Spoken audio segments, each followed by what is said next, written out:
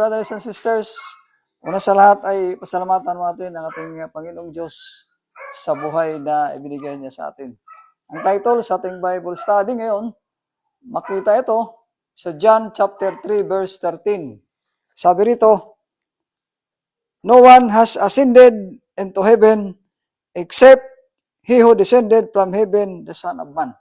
Wala pang taong nakaakyat sa langit, kundi ang anak ng tao. So, no one has ascended into heaven except the Son of Man.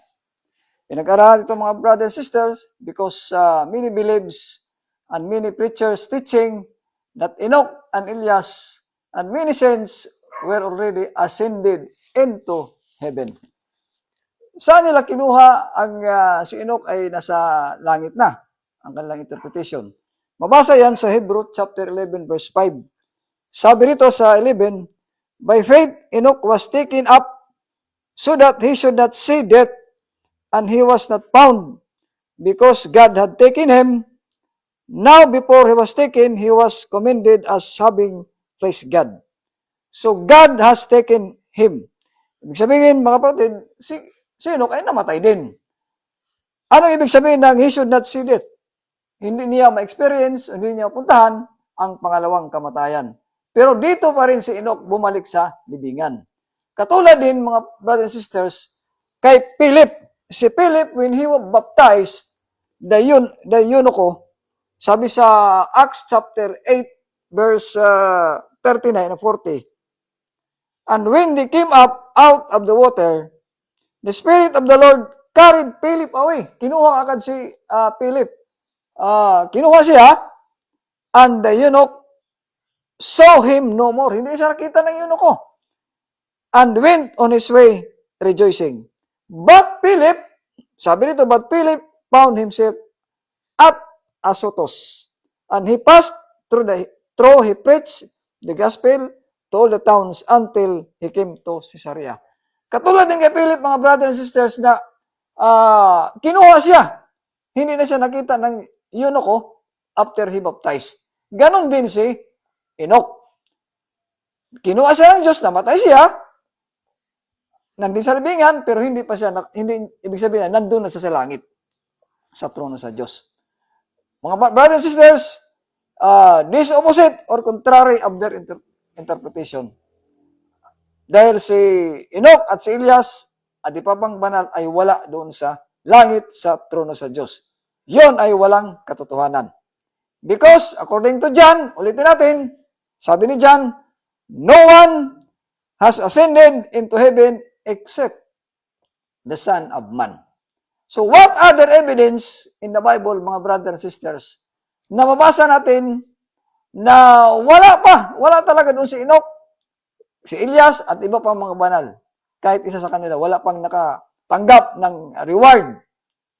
Iyon ay pinatunayan ayon sa Mateo chapter 16, verse 27. Basahin natin upang patunayan natin na si Enoch ay wala doon sa langit at iba pang mga banal. Sabi rito, "For the Son of Man is going to come with his angels." Who will be with Christ when he comes? According to Matthew chapter 16, verse 27, only the angels. Sabi rito, "Come with his angels in the glory of his Father, and then he will repay each person according to what he has done." Gagantihan niya, mga brothers and sisters, ang bawat isa sa atin ayon sa kanyang ginawa. So wala pang nakatanggap ng reward kahit sinong mga banal, because sabi sa Biblia, all servants of God, all saints will receive their reward when Christ return. Ayon dito sa nabasa natin sa Matthew chapter 16 verse 27.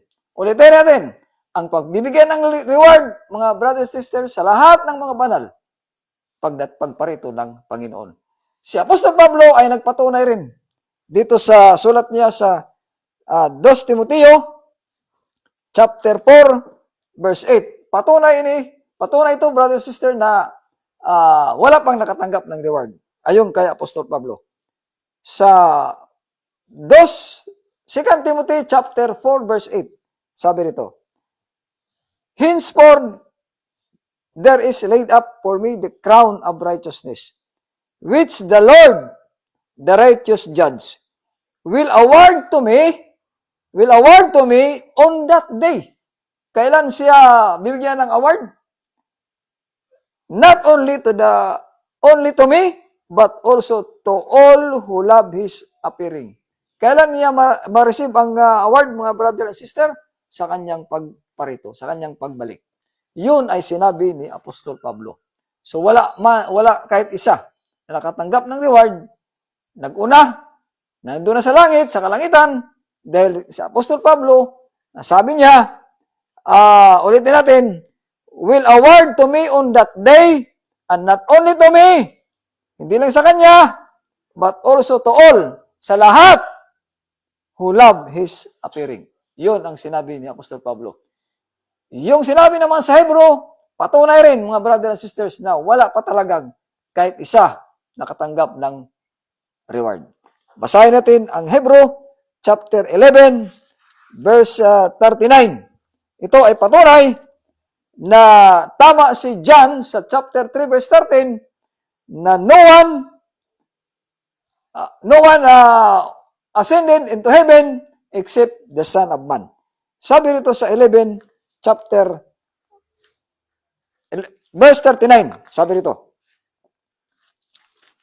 11, verse 39. Ito, sabi rito.